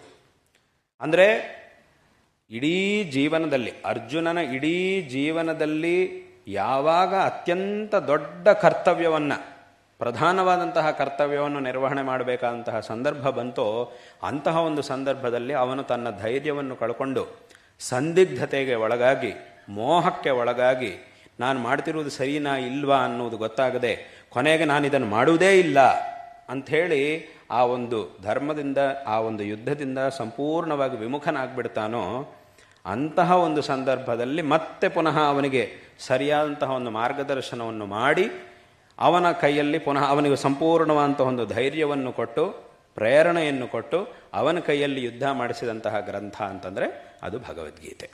ಆ ಒಂದು ಭಗವದ್ಗೀತೆಯ ಮೂಲಕವೇ ಪುನಃ ಅರ್ಜುನನಿಗೆ ತನ್ನ ಕರ್ತವ್ಯದ ಪ್ರೇರಣೆ ಆಯಿತು. ಅದರಿಂದ ಕೊನೆಗೆ ಅವನೇ ಸ್ಪಷ್ಟವಾಗಿ ಹೇಳಿದ್ದಾನೆ, ನಷ್ಟೋ ಮೋಹ ಸ್ಮೃತಿರ್ಲಬ್ಧ ಅನ್ನೋದನ್ನು ಸ್ಪಷ್ಟವಾಗಿ ಅವನು ಹೇಳಿದ್ದಾನೆ. ಕರಿಷ್ಯೇ ವಚನಂತವ, ನೀನು ಹೇಳಿದ್ದನ್ನು ನಾನು ಮಾಡ್ತೀನಿ. ಈ ಒಂದು ಮಾತನ್ನು ಮೊದಲಿಗೆ ನಾನು ಭಿಕ್ಷೆ ಬೇಕಾದರೂ ಬೇಡ್ಕೊಂಡಿರ್ತೀನಿ, ಈ ಯುದ್ಧ ನಾನು ಮಾಡುವುದಿಲ್ಲ ಅಂತ ಹೇಳಿದವನು ಈಗ ನನಗೆ ಸಂಪೂರ್ಣವಾಗಿ ಜ್ಞಾನೋದಯ ಆಯಿತು, ನನ್ನ ಕರ್ತವ್ಯ ನಾನು ಚೆನ್ನಾಗಿ ಮಾಡ್ತೀನಿ ಅಂತ ಹೇಳಿದ್ದಾನೆ. ಅಂತಂದರೆ ಅದಕ್ಕೆ ಕಾರಣ ಏನು, ಬೇರೆ ಯಾವುದೋ ಅಲ್ಲ, ಈ ಒಂದು ಭಗವದ್ಗೀತೆ. ಅದರಲ್ಲೂ ಎಲ್ಲ ಉಪನಿಷತ್ತುಗಳ ಸಾರಭೂತವಾಗಿರತಕ್ಕಂತಹ ಭಗವದ್ಗೀತೆ. ಅಂದರೆ ಅಲ್ಲಿಗೇನಾಯಿತು, ಅವನು ತುಂಬ ದುರ್ಬಲನಾಗ್ಬಿಟ್ಟಿದ್ದಾಗ, ಮಾನಸಿಕವಾಗಿ ತುಂಬ ದುರ್ಬಲನಾಗಿ ಇದು ನನ್ನ ಕೈಯಲ್ಲಿ ಸಾಧ್ಯವೇ ಇಲ್ಲ ಅನ್ನುವಂತಹ ಸ್ಥಿತಿಯಲ್ಲಿದ್ದಾಗ ಪುನಃ ಅವನಿಗೆ ಆ ಧೈರ್ಯವನ್ನು ಕೊಟ್ಟಿರುವಂತಹ ವಿಚಾರ ಅಂತಂದರೆ ಯಾವುದು, ಈ ಆಧ್ಯಾತ್ಮಿಕವಾದಂತಹ ವಿಚಾರವೇ. ಅದರಿಂದ ಅಲ್ಲಿಗೇನಾಯಿತು ಅಂತಂದರೆ ಈ ಒಂದು ಆಧ್ಯಾತ್ಮಿಕ ವಿಚಾರಗಳ ಅವಶ್ಯಕತೆ ನಿಜವಾಗಲೂ ನಮ್ಮ ಜೀವನದಲ್ಲಿ ಯಾವಾಗ ನಾವು ದೊಡ್ಡ ದೊಡ್ಡ ಕರ್ತವ್ಯಗಳನ್ನು ನಿರ್ವಹಣೆ ಮಾಡಬೇಕಾಗಿರುತ್ತೋ ಆವಾಗಲೇ ಇನ್ನೂ ಜಾಸ್ತಿ ಇರುವುದು. ಹಾಗಾಗಿ ಅಂತಹ ಒಂದು ಜೀವನದಲ್ಲಿ ನಾವು ಚಿಕ್ಕ ವಯಸ್ಸಿನಿಂದಲೂ ಸಹ ಇಂತಹ ಒಂದು ಆಧ್ಯಾತ್ಮಿಕತೆಯನ್ನು ನಾವು ಬೆಳೆಸ್ಕೊಂಡಾಗ ನಾವು ಅತ್ಯಂತ ದೃಢರಾಗ್ತೀವಿ. ಅದರಿಂದ ನಮ್ಮ ಜೀವನದಲ್ಲಿ ಅಂತಹ ಒಂದು ಸಂದಿಗ್ಧ ಸಂದರ್ಭ ಬಂದರೂ ಸಹ ಅದನ್ನು ಎದುರಿಸಿ ಅದನ್ನು ದಾಟಿಕೊಂಡು ಮುಂದೆ ಹೋಗುವಂತಹ ಸಾಮರ್ಥ್ಯ ಈ ಒಂದು ಆಧ್ಯಾತ್ಮಿಕ ವಿಚಾರಗಳಿಂದ ನಮಗೆ ಸಿಗುತ್ತೆ. ಅದರಿಂದ ಎಲ್ಲ ವಯಸ್ಸೆಲ್ಲ ಆದಮೇಲೆ ಆವಾಗ ಸಂಪೂರ್ಣವಾಗಿ ಅದರಲ್ಲೇ ನಾವು ಮಗ್ನರಾಗಬೇಕು. ಆವಾಗಿನ ಮತ್ತೆ ವಯಸ್ಸಾದ ಮೇಲೂ ಸಹ ಪುನಃ ಅಲ್ಲೇ ನಡೀತಾ ಇದೆ, ಮನೆಯಲ್ಲಿ ಏನು ನಡೀತಾ ಇದೆ ಅದ್ರ ಬಗ್ಗೆ ಯೋಚನೆ ಮಾಡಬಾರ್ದು. ಯಾಕಂತಂದ್ರೆ ಅದರಿಂದ ಉಪಯೋಗನೂ ಇಲ್ಲ. ಅದರಿಂದ ವಯಸ್ಸಾದ ಮೊದಲಿಗಾದರೆ ಜೀವನದಲ್ಲಿ ಬೇರೆ ಬೇರೆ ಜವಾಬ್ದಾರಿಗಳು ನಾವು ನಮ್ಮ ಮೇಲೆ ಇರುತ್ತಾದ್ರಿಂದ ಅದನ್ನೆಲ್ಲ ನಾವು ಮಾಡಲೇಬೇಕು, ಅದು ಬೇರೆ ವಿಷಯ. ಆದರೆ ಕೊನೆಯಲ್ಲಿ ಮಾತ್ರ ಸಂಪೂರ್ಣವಾಗಿ ಎಲ್ಲವುದನ್ನು ಬಿಟ್ಟು ನಾವು ಆಧ್ಯಾತ್ಮಿಕತೆಯಲ್ಲೇ ಸಂಪೂರ್ಣವಾಗಿ ಇರಬೇಕು. ಆದರೆ ಹಾಗಂತ ಹೇಳಿ ಅದಕ್ಕಿಂತ ಮೊದಲು ಇದು ಬೇಡವೇ ಬೇಡ ಅಂತ ಅರ್ಥ ಅಲ್ಲ. ಹಾಗೆ ತಿಳ್ಕೊಂಡ್ರೆ ಮಾತ್ರ ಅದು ದೊಡ್ಡ ಭ್ರಮೆ. ಆದ್ದರಿಂದ ಇದರ ಒಂದು ಅವಶ್ಯಕತೆ ಅನ್ನೋದು ಚಿಕ್ಕ ವಯಸ್ಸಿನಿಂದಲೂ ಸಹ ನಮಗೆ ಇದ್ದೇ ಇದೆ. ಆದ್ದರಿಂದ ಇಂತಹ ಒಂದು ಆಧ್ಯಾತ್ಮಿಕತೆಯನ್ನು ಬೆಳೆಸ್ಕೊಂಡಾಗ ನಾವು ಜೀವನದಲ್ಲಿ ಎಂಥ ಒಂದು ಸಾಧನೆಯನ್ನು ಬೇಕಾದರೂ ಮಾಡುವಂತಹ ಸಾಮರ್ಥ್ಯ ನಮಗೆ ಬರುತ್ತೆ. ಆದ್ದರಿಂದ ಇದನ್ನು ಪ್ರತಿಯೊಬ್ಬರೂ ಸಹ ಚೆನ್ನಾಗಿ ತಿಳ್ಕೊಳ್ಳಬೇಕು. ಹಾಗಾಗಿಯೇ ಶಂಕರರು ಇಂತಹ ಒಂದು ವಿಶೇಷವಾದಂತಹ ವಿಚಾರಗಳನ್ನು ಈ ಲೋಕಕ್ಕೆ ಉಪದೇಶ ಮಾಡಿದ್ದಾರೆ. ತದನಂತರ ಈ ಒಂದು ಪರಂಪರೆಯಲ್ಲಿ ನಾವು ಬಂದಿದ್ದೇವೆ. ಇಂತಹ ಒಂದು ಪರಂಪರೆಯಲ್ಲಿ ಇಂತಹ ಒಂದು ವಿಚಾರಗಳನ್ನು ತಿಳ್ಕೊಳ್ಳುವಂತಹ ಒಂದು ಯೋಗ ಎಲ್ಲರಿಗೂ ಸಹ ಬಂದಿದೆ. ಅಂದರೆ ಇಂತಹ ಒಂದು ಪ್ರಪಂಚದಲ್ಲಿ 106 ಕೋಟಿ ಜನ ಇದ್ದಾರೆ. ಆದರೆ ಇಷ್ಟು ಜನರಲ್ಲೂ ಸಹ ಈ ರೀತಿಯಾದಂತಹ ವಿಚಾರಗಳ ಬಗ್ಗೆ ಸ್ವಲ್ಪವಾದರೂ ತಿಳ್ಕೊಳ್ಳುವಂತಹ ಒಂದು ಅವಕಾಶವನ್ನು ಪಡ್ಕೊಂಡಂತಹ ಕೆಲವು ಜನರಲ್ಲಿ ನಾವೆಲ್ಲ ಇದ್ದೀವಿ, ಎಲ್ಲರೂ ಸಹ ಇದ್ದೀರಿ ಅಂತಂದರೆ ಅದು ನೀವೆಲ್ಲರೂ ಮಾಡಿರ್ತಕ್ಕಂತಹ ತುಂಬ ಪುಣ್ಯ. ಆದ್ದರಿಂದ ಇದನ್ನು ಪ್ರತಿಯೊಬ್ಬರೂ ಸಹ ಚೆನ್ನಾಗಿ ತಿಳ್ಕೊಂಡು ನಮ್ಮ ಒಂದು ಪರಂಪರೆ ನಮಗೆ ಎಂತಹ ಒಂದು ಜ್ಞಾನವನ್ನು ನೀಡ್ತಾ ಇದೆಯೋ ಈ ಒಂದು ಜ್ಞಾನ ರಾಶಿಯನ್ನು ಎಲ್ಲರೂ ಸಹ ಪಡ್ಕೊಂಡು ಜೀವನವನ್ನು ಸಾರ್ಥಕ ಮಾಡಿಕೊಳ್ಳಬೇಕು. ನಾವು ಇದನ್ನು ಚೆನ್ನಾಗಿ ಕಲಿತ್ಕೊಳ್ಬೇಕು. ಮತ್ತು ನಮ್ಮ ಮಕ್ಕಳಿಗೂ ಸಹ ಚಿಕ್ಕ ವಯಸ್ಸಿನಿಂದ ಇಂತಹ ಒಂದು ಸಂಸ್ಕಾರವನ್ನು ಮಕ್ಕಳಿಗೆ ನೀಡಿದಾಗ ಅವರು ಸಹ ಜೀವನದಲ್ಲಿ ಉತ್ತಮವಂತಹ ಸ್ಥಿತಿಗೆ ಬರ್ತಾರೆ. ನಿಜವಾಗಲೂ ನಮ್ಮ ಮಕ್ಕಳ ಮೇಲೆ ನಮಗೆ ಪ್ರೀತಿ ಇದೆ, ನಿಜವಾಗಲೂ ನಾವು ಅವರ ಹಿತವನ್ನು ಬಯಸ್ತಾ ಇದ್ದೀವಿ ಅಂತಂದರೆ ಅವರಿಗೆ ಕೊಡಬೇಕಾದ್ದು ಆಸ್ತಿಪಾಸ್ತಿಗಳನ್ನಲ್ಲ, ಅವರಿಗೆ ಕೊಡಬೇಕಾದ್ದು ಇಂತಹ ಸಂಸ್ಕಾರವನ್ನು. ಇದನ್ನು ನಾವು ಕೊಟ್ಟಿದ್ದೀವಿ ಅಂತಂದರೆ ನೀವು ಕೊಡುವಂತಹ ಆಸ್ತಿಪಾಸ್ತಿಗಳಿಗಿಂತ 100 ಪಟ್ಟು ಜಾಸ್ತಿ ಅವರೇ ಸಂಪಾದನೆ ಮಾಡ್ಕೊಳ್ತಾರೆ. ನೀವು ಕೊಡೋದು ಯಾವ ಲೆಕ್ಕಕ್ಕೂ ಇಲ್ಲ ಅವರಿಗೆ. ಆದ್ದರಿಂದ ಇದು ತುಂಬ ಮುಖ್ಯ, ಇದು ತುಂಬ ದುರ್ಲಭ, ಇದು ಸಿಗಬೇಕಾದ್ದು ತುಂಬ ಅವಶ್ಯಕ. ಆದ್ದರಿಂದ ಇದನ್ನು ಪ್ರತಿಯೊಬ್ಬರೂ ಸಹ ಚೆನ್ನಾಗಿ ತಿಳ್ಕೊಳ್ಳಬೇಕು. ಯಾವ ಒಂದು ಮಾರ್ಗವನ್ನು ನಮ್ಮ ಹಿರಿಯರು ಎಲ್ಲರೂ ಸಹ ನಮಗೆ ತೋರಿಸಿದ್ದಾರೋ ಇದನ್ನು ಅನುಸರಣೆ ಮಾಡಿ ಜೀವನವನ್ನು ಸಾರ್ಥಕ ಮಾಡಿಕೊಳ್ಳಬೇಕು. ಇಂತಹ ಒಂದು ಸಾಧನೆಯನ್ನು ಸಹ ಪ್ರತಿಯೊಬ್ಬರು ಮಾಡಬೇಕು. ಅಂದರೆ ತುಂಬ ಜನ ಏನು ಮಾಡ್ತಿರ್ತಾರೆ ಅಂತಂದರೆ ಅವರಿಗೆ ಸಾಧನೆ ಮಾಡಬೇಕು ಅಂತ ಆಸೆ ಇರುತ್ತೆ ಮನಸ್ಸಲ್ಲಿ, ಏನಾದರೂ ಅಧ್ಯಯನ ಮಾಡಬೇಕು, ಸಾಧನೆ ಮಾಡಬೇಕು ಅಂತ ಮನಸ್ಸಲ್ಲಿ ಆಸೆ ಇದೆ. ಆದರೆ ಎಲ್ಲಿ ಅವರಿಗೆ ವ್ಯತ್ಯಾಸ ಆಗ್ತಿದೆ ಅಂತಂದರೆ ಲೌಕಿಕವಾದಂತಹ ಜೀವನವನ್ನು ಮತ್ತು ಈ ಒಂದು ಮಾರ್ಗವನ್ನು ಎರಡನ್ನೂ ಸಹ ಒಂದು ಸಮನ್ವಯ ಮಾಡಿಕೊಳ್ಳಿಕ್ಕೆ ಆಗ್ತಾ ಇಲ್ಲ. ಅಲ್ಲಿ ಎಲ್ರಿಗೂ ಸಹ ತುಂಬ ತೊಂದರೆ ಆಗ್ತಾ ಇರುತ್ತೆ. ಆದರೆ ಆ ಜವಾಬ್ದಾರಿಗಳನ್ನು ಲೌಕಿಕವಾಗಿ ನಾವು ಮಾಡಬೇಕಂತಹ ಕೆಲಸಗಳನ್ನು ಬಿಡಲಿಕ್ಕಾಗುವುದಿಲ್ಲ. ಯಾಕಂದರೆ ಆ ಜವಾಬ್ದಾರಿ ನಮ್ಮ ಮೇಲೆ ಇರುವ ತನಕ ಅದನ್ನು ಮಾಡಲೇಬೇಕು. ನಮ್ಮ ಮೇಲೆ ಒಂದು ಜವಾಬ್ದಾರಿ ಇರುವ ಹೊತ್ತಿಗೆ ಅದನ್ನೆಲ್ಲ ಬಿಟ್ಬಿಟ್ಟು ನಾನು ಆಧ್ಯಾತ್ಮಿಕವಾಗಿ ಕೂತ್ಕೊಳ್ತೀನಿ, ಧ್ಯಾನಕ್ಕೆ ಕೂತ್ಕೊಳ್ತೀನಿ ಅಂತಂದರೆ ಅದು ಸರಿಯಲ್ಲ, ಹಾಗೆ ಮಾಡಲೂಬಾರದು. ಆದರೆ ಏನು ಮಾಡಬೇಕು ಅಂತಂದರೆ ಅದಕ್ಕೆ ಕೊಡಬೇಕಾದ ಸಮಯವನ್ನು ಅದಕ್ಕೆ ಕೊಡಬೇಕು, ಇದಕ್ಕೆ ಕೊಡಬೇಕಾದಂತಹ ಸಮಯವನ್ನು ಇದಕ್ಕೆ ಕೊಡಬೇಕು. ಇದು ಸಾಧ್ಯ ಆಗುತ್ತೆ. ಅದು ಕೆಲವರೆಲ್ಲ ಏನು ಮಾಡ್ತಿರ್ತಾರೆ, ಲೌಕಿಕವಂತಹ ಕೆಲಸಗಳನ್ನು ಮಾಡ್ತಿರುವಾಗ ಅಯ್ಯೋ ನನ್ನ ಸಮಯ ಪೂರ್ತಿ ಇದರಲ್ಲೇ ಆಗೋಗ್ತಿದೆ ಅಲ್ವಾ, ನಾನು ಸಾಧನೆ ಮಾಡೋದು ಯಾವಾಗ ಅಂತ ಅದರ ಬಗ್ಗೆ ಯೋಚನೆ ಮಾಡ್ತಿರ್ತಾರೆ. ಸರಿ, ಸಾಧನೆ ಕೂತ್ಕೊಂಡ್ರು ಅಂತಂದರೆ ಅಯ್ಯೋ ಅದೇನೋ ಮಾಡಬೇಕಿತ್ತು, ಆ ವ್ಯವಹಾರ ಮಾಡಬೇಕಿತ್ತು, ಅವನಿಗೇನೋ ಕೊಡಬೇಕಿತ್ತು, ಅವನು ನನಗೇನೋ ಕೊಡಬೇಕಿತ್ತು, ಅಲ್ಲಿಗೆ ಹೋಗಬೇಕಿತ್ತು, ಇಲ್ಲಿಗೆ ಹೋಗಬೇಕಿತ್ತು, ಅದರ ಬಗ್ಗೆ ಯೋಚನೆ ಮಾಡ್ತಿರ್ತಾರೆ. ಹಾಗಾಗಿ ಏನಾಗುತ್ತೆ, ಸಮಯ ಹೋಗ್ತಾ ಇದೆ, ಶ್ರಮನೂ ಆಗ್ತಾ ಇದೆ, ಫಲ ಮಾತ್ರ ಸಿಗ್ತಾ ಇಲ್ಲ. ಹಾಗಾಗಿ ನಾವೇನು ಮಾಡಬೇಕು ಅಂತಂದರೆ ಅದಕ್ಕೊಂದಿಷ್ಟು ಸಮಯ, ಆ ಸಮಯದಲ್ಲಿ ಅದು ಮಾತ್ರವೇ, ಇದಕ್ಕೊಂದಿಷ್ಟು ಸಮಯ, ಈ ಸಮಯದಲ್ಲಿ ಇದು ಮಾತ್ರವೇ. ಇದು ಸಾಧ್ಯ ಆಗುತ್ತೆ, ಪ್ರಯತ್ನ ಮಾಡಿದರೆ ಇದು ಖಂಡಿತ ಸಾಧ್ಯ ಆಗುತ್ತೆ. ಎರಡಕ್ಕೂ ತನ್ನದೇ ಆಗಿರ್ತಕ್ಕಂಥ ಒಂದು ಸ್ಥಾನವನ್ನು, ಒಂದು ಸಮಯವನ್ನು ಕೊಟ್ಟುಬಿಟ್ರೆ ಎರಡರಲ್ಲೂ ನಾವು ಉತ್ತಮವಂತಹ ಪ್ರಗತಿಯನ್ನು ಸಾಧನೆ ಮಾಡಲಿಕ್ಕೆ ಸಾಧ್ಯ ಆಗುತ್ತೆ. ಇದು ಸಾಧ್ಯವಂತಹ ವಿಷಯ. ತುಂಬ ಜನನು ಮಾಡುವವರು ಇದ್ದಾರೆ ಈ ರೀತಿಯಾಗಿ. ಅದರಿಂದ ಪ್ರತಿಯೊಬ್ಬರೂ ಸಹ ಇಂತಹ ಒಂದು ಆಧ್ಯಾತ್ಮಿಕತೆಯನ್ನು ನಾವು ವಿಶೇಷವಾಗಿ ಬೆಳೆಸ್ಕೊಳ್ಳಬೇಕು. ಆ ಹಿರಿಯರು ನಮಗೆ ಏನು ಮಾರ್ಗದರ್ಶನವನ್ನು ಮಾಡ್ತಿದ್ದಾರೋ, ನಮ್ಮ ಗ್ರಂಥಗಳು, ನಮ್ಮ ಪರಂಪರೆ ನಮಗೆ ಏನನ್ನು ತೋರಿಸ್ತಾ ಇದೆಯೋ ಇದನ್ನು ಅನುಸರಣೆ ಮಾಡಬೇಕು ಅನ್ನುವಂತಹ ಒಂದು ವಿಷಯವನ್ನು ಈ ಸಂದರ್ಭದಲ್ಲಿ ಹೇಳಬಯಸ್ತಾ ಇದ್ದೇವೆ. ಈ ರೀತಿಯಂತಹ ಒಂದು ಜ್ಞಾನದಿಂದ ಶಂಕರರು ಎಲ್ಲರಲ್ಲೂ ಸಹ ಒಂದು ಐಕಮತ್ಯವನ್ನು ತಂದಿದ್ದಾರೆ. ಎಲ್ಲರಲ್ಲೂ ಇಂತಹ ಒಂದು ಐಕಮತ್ಯವನ್ನು ತಂದು ಈ ಒಂದು ದೇಶವನ್ನು ಇಷ್ಟು ದೃಢವಾಗಿ ಅವರು ಮಾಡಿದ್ದಾರೆ. ಹಾಗಾಗಿ ಈ ಒಂದು ವಿಷಯವನ್ನೆಲ್ಲರೂ ಸಹ ಚೆನ್ನಾಗಿ ತಿಳ್ಕೊಳ್ಳಬೇಕು. ಮತ್ತು ಇಂತಹ ಒಂದು ಆಧ್ಯಾತ್ಮಿಕವಾದಂತಹ ಮತ್ತು ನಮ್ಮ ಧಾರ್ಮಿಕವಾದಂತಹ ವಿಚಾರಗಳನ್ನು ಜನಗಳಿಗೆ ಅನೇಕ ವಿಧವಾಗಿ ತಲುಪಿಸುವಂತಹ ಒಂದು ಕಾರ್ಯವನ್ನು ನಮ್ಮ ಅತ್ಯಂತ ಪ್ರೀತಿಪಾತ್ರವಾಗಿರ್ತಕ್ಕಂತಹ ಈ ಒಂದು ರಾಮಕೃಷ್ಣ ಆಶ್ರಮ ಅನ್ನುವುದು ಮಾಡ್ತಾ ಇದೆ. ಅದು ಅತ್ಯಂತ ಸಂತೋಷಕರವಾದಂತಹ ಒಂದು ವಿಷಯ. ಈ ಒಂದು ವಿಶೇಷವಾದಂತಹ ಒಂದು ಸಂಪ್ರದಾಯವನ್ನು ಪರಿಪಾಲನೆ ಮಾಡುತ್ತಾ ಈ ರಾಮಕೃಷ್ಣ ಆಶ್ರಮದ ಯತಿಗಳು, ಸನ್ಯಾಸಿಗಳು ಮತ್ತು ಇದರಲ್ಲಿ ಭಾಗವಹಿಸ್ತಾ ಇರತಕ್ಕಂತಹ ಎಲ್ಲ ಸಜ್ಜನರು ಸಹ ಈ ಎಲ್ಲ ಕಾರ್ಯಗಳನ್ನು ವಿಶೇಷವಾಗಿ ಮಾಡ್ತಾ ಇರುವುದು, ದೇಶದಲ್ಲೂ ವಿದೇಶಗಳಲ್ಲೂ ಅನೇಕ ಕಡೆಗಳಲ್ಲಿ ವಿಶೇಷವಾಗಿ ಮಾಡ್ತಾ ಇರುವುದು, ಅದರಲ್ಲೂ ಸಹ ಮಕ್ಕಳು ಮತ್ತು ಯುವ ಜನರು ಅವರನ್ನು ವಿಶೇಷವಾಗಿ ಈ ಒಂದು ಮಾರ್ಗದಲ್ಲಿ ಹೋಗುವಂತೆ ಪ್ರೇರಣೆ ನೀಡುವುದರಲ್ಲಿ ಒಂದು ವಿಶೇಷವಾದಂತಹ ಪರಿಶ್ರಮವನ್ನು ಮಾಡ್ತಾ ಇರುವುದು ಇದು ಅತ್ಯಂತ ಪ್ರಶಂಸನೀಯವಾಗಿದೆ. ಈ ರೀತಿಯಾದಂತಹ ಒಂದು ಕಾರ್ಯವು ಈ ಆಶ್ರಮದಿಂದ ವಿಶೇಷವಾಗಿ ನಡೀತಾ ಇದೆ. ಅದರಲ್ಲೂ ವಿಶೇಷವಾಗಿ ಈ ಮೈಸೂರಿನಲ್ಲಿ ಇರತಕ್ಕಂತಹ ಈ ಒಂದು ಆಶ್ರಮ, ಇದರದ್ದು ಈಗಷ್ಟೇ ಶತಮಾನೋತ್ಸವ ಆಗಿರುವುದು. 100 ವರ್ಷಗಳಿಂದ ಅವಿಚ್ಛಿನ್ನವಾಗಿ ಅನವರತವಾಗಿ ಈ ಒಂದು ಸಂಸ್ಥೆಯಿಂದ ಅನೇಕ ವಿಧವಾದಂತಹ ಕೆಲಸಗಳು ನಡೀತಾ ಇರುವುದು ಮತ್ತು ಮುಂದೆಯೂ ಸಹ ಅನೇಕ ವಿಧವಾದಂತಹ ಕಾರ್ಯಗಳನ್ನು ಈಗಾಗಲೇ ಸ್ವಾಮಿಗಳು ನಮಗಲ್ಲಿ ತೋರಿಸಿದ್ರಲ್ಲಿ ನಡೀತಾ ಇರತಕ್ಕಂತಹ ನಿರ್ಮಾಣಾದಿ ಕಾರ್ಯಗಳನ್ನೆಲ್ಲವುದನ್ನು ಸಹ ತೋರಿಸಿದರು. ಆ ಕಾರ್ಯಗಳನ್ನು ಮಾಡುವುದರ ಮೂಲಕ ಇನ್ನಷ್ಟು ಹೆಚ್ಚಿನ ರೀತಿಯಲ್ಲಿ ಕಾರ್ಯಗಳನ್ನು ವಿಶೇಷವಾಗಿ ಮುನ್ನಡೆಸಬೇಕು ಅನ್ನುವಂತಹ ಒಂದು ಸಂಕಲ್ಪದಿಂದ ಇದನ್ನು ಮಾಡ್ತಾ ಇರುವುದು ಅತ್ಯಂತ ಸಂತೋಷಕರವಾದಂತಹ ಒಂದು ವಿಷಯ. ಮತ್ತು ಅವರೇ ತಮ್ಮ ಭಾಷಣದಲ್ಲೇ ತಿಳಿಸಿದಂತೆ ಈ ಒಂದು ಆಶ್ರಮಕ್ಕೂ ಮತ್ತು ಶೃಂಗೇರಿ ಶಾರದಾ ಪೀಠಕ್ಕೂ ಇರತಕ್ಕಂತಹ ಒಂದು ಅವಿನಾಭಾವ ಸಂಬಂಧ. ಅವಿನಾಭಾವ ಸಂಬಂಧ ಅಂತಂದರೆ ಏನು? ಅದನ್ನು ಬಿಡಿಸಲಿಕ್ಕೆ ಸಾಧ್ಯ ಆಗೋದಿಲ್ಲ ಅನ್ನುವಂತಹ ಸಂಬಂಧ, ಅದನ್ನೇ ಅವಿನಾಭಾವ ಸಂಬಂಧ ಅಂತ ಹೇಳೋದು. ಯಾಕಂದರೆ ಸಂಬಂಧ ಅಂದರೆ ಒಂದ್ಸಲಿ ಬರ್ತಿರುತ್ತೆ ಹೋಗ್ತಿರುತ್ತೆ ಅಂತಂದರೆ ಅದನ್ನು ಅವಿನಾಭಾವ ಸಂಬಂಧ ಅಂತ ಹೇಳೋದಿಲ್ಲ. ಅದನ್ನು ಬಿಡಿಸಲಿಕ್ಕೆ ಸಾಧ್ಯವಾಗುವುದಿಲ್ಲ ಅನ್ನುವಂತಹ ಸಂಬಂಧವನ್ನೇ ಅವಿನಾಭಾವ ಸಂಬಂಧ. ಆ ಅವಿನಾಭಾವ ಅನ್ನುವಂತಹ ಮಾತಿನ ಅರ್ಥವೇ ಅದು. ಯಾಕೆ ಅಂತಂದರೆ ಶಂಕರರು ಏರ್ಪಡಿಸಿದಂತಹ ಒಂದು ದಶನಾಮಿ ಪದ್ಧತಿ ಅನ್ನುವುದೇನಿದೆಯೋ ಆ ಒಂದು ಪದ್ಧತಿಯಲ್ಲಿ ಪುರಿ ಅನ್ನುವಂತಹ ಒಂದು ಪರಂಪರೆಯನ್ನು, ಆ ಒಂದು ನಾಮವನ್ನು ಅನುಸರಿಸಿ ಬಂದಿರತಕ್ಕಂತಹ ಶಿಷ್ಯ ಪರಂಪರೆಯಲ್ಲಿ ಬಂದಿರತಕ್ಕಂತಹ ಒಂದು ಪರಂಪರೆಯಾಗಿದೆ ಈ ರಾಮಕೃಷ್ಣ ಮಠದ ಪರಂಪರೆ.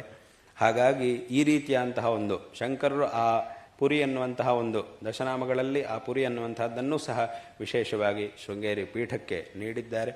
ಹಾಗಾಗಿ ಇಂತಹ ಒಂದು ವಿಶೇಷವಾದಂತಹ ಒಂದು ಸಂಬಂಧ ಈ ಶೃಂಗೇರಿ ಶಾರದಾ ಪೀಠಕ್ಕೂ ಈ ಒಂದು ಮಠಕ್ಕೂ ಸಹ ಹಿಂದಿನಿಂದಲೂ ಇದೆ. ಹಾಗಾಗಿ ವಿಶೇಷವಾದಂತಹ ಇದೆ ಈ ಒಂದು ಅವಿನಾಭಾವ ಸಂಬಂಧ. ಹಾಗಾಗಿ ನಾವು ಸಹ ಅನೇಕ ಕಡೆಗಳಲ್ಲಿ ರಾಮಕೃಷ್ಣ ಮಠಗಳಿಗೂ ಸಹ ನಾವು ಆಯಾ ಊರುಗಳಿಗೆ ಹೋದಾಗ ಅಲ್ಲಿ ಇರತಕ್ಕಂತಹ ಸ್ವಾಮಿಗಳು ನಮ್ಮನ್ನು ಆಹ್ವಾನ ಮಾಡುವುದು, ನಾವು ಸಹ ಅಲ್ಲಿಗೆ ಹೋಗುವುದು ಮತ್ತು ಇಲ್ಲಿಯ ಎಲ್ಲ ಯತಿಗಳು ಸಹ ಶೃಂಗೇರಿಗೆ ಆಗಮಿಸುವುದು. ಅವರ ಒಂದು ದೀಕ್ಷೆಗಿಂತ ಮೊದಲು ಸಹ ಬರ್ತಾ ಇರ್ತಾರೆ, ದೀಕ್ಷೆ ಆದ ನಂತರವೂ ಸಹ ಶೃಂಗೇರಿಗೆ ಆಗಮಿಸಿ ದರ್ಶನವನ್ನು ಮಾಡ್ತಾ ಇರ್ತಾರೆ. ಹಾಗೆ ನಾವು ಅನೇಕ ಕಡೆಗಳಲ್ಲೂ ಸಹ ಹೋಗಿದ್ದೀವಿ. ಇಲ್ಲಿ ಮೈಸೂರಿನಲ್ಲಿ ಮತ್ತು ತುಮಕೂರಿನಲ್ಲಿ ಹಾಗೂ ಪಾವಗಡದಲ್ಲಿ ಅಲ್ಲೆಲ್ಲ ಕಡೆಯೂ ಸಹ ನಾವು ಆಶ್ರಮಗಳಿಗೆ ಅಲ್ಲಿಗೂ ಸಹ ಹೋಗಿದ್ದೇವೆ. ಅಲ್ಲೂ ಅನೇಕ ವಿಧವಾದಂತಹ ಕಾರ್ಯಗಳು ಆಶ್ರಮಗಳಿಂದ ನಡೆಸ್ತಾ ಇರುವುದು ಅದನ್ನೆಲ್ಲದನ್ನು ಸಹ ನೋಡಿದ್ದೇವೆ. ಅತ್ಯಂತ ಸಂತೋಷಕರವಾದಂತಹ ಒಂದು ವಿಷಯ.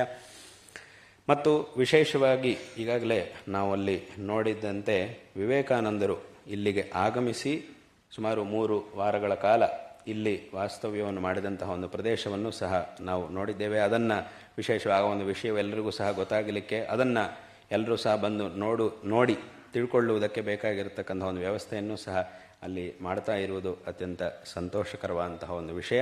ವಿಶೇಷವಾಗಿ ರಾಮಕೃಷ್ಣ ಪರಮಹಂಸರು ಅವರೆಲ್ಲರೂ ಸಹ ಮಾಡಿರತಕ್ಕಂತಹ ಆ ಉಪದೇಶಗಳು, ಅನೇಕ ವಿಧವಾದಂತಹ ಉಪದೇಶಗಳು, ವಿವೇಕಾನಂದರು ಮಾಡಿದಂತಹ ಉಪದೇಶಗಳು ಅದೆಲ್ಲವೂ ಸಹ ಜನರೆಲ್ಲರಿಗೂ ಸಹ ತುಂಬ ಪ್ರೇರಣಾದಾಯಕವಾಗಿರತಕ್ಕಂತಹ ಉಪದೇಶಗಳು. ಸಾಮಾನ್ಯ ಜನರಿಗೂ ಸಹ ಒಂದು ಕ್ಷಣಾರ್ಧದಲ್ಲಿ ಒಂದು ಪ್ರೇರಣೆಯನ್ನು ಕೊಡುವಂತಹ ದೃಷ್ಟಾಂತಗಳು, ಅಂತಹ ಒಂದು ದೃಷ್ಟಾಂತಗಳನ್ನು ವಿಚಾರಗಳನ್ನು ಹೇಳುವುದರ ಮೂಲಕ ಅದೆಷ್ಟೋ ಜನರನ್ನು ಪ್ರೇರಿತಗೊಳಿಸಿದ್ದಾರೆ.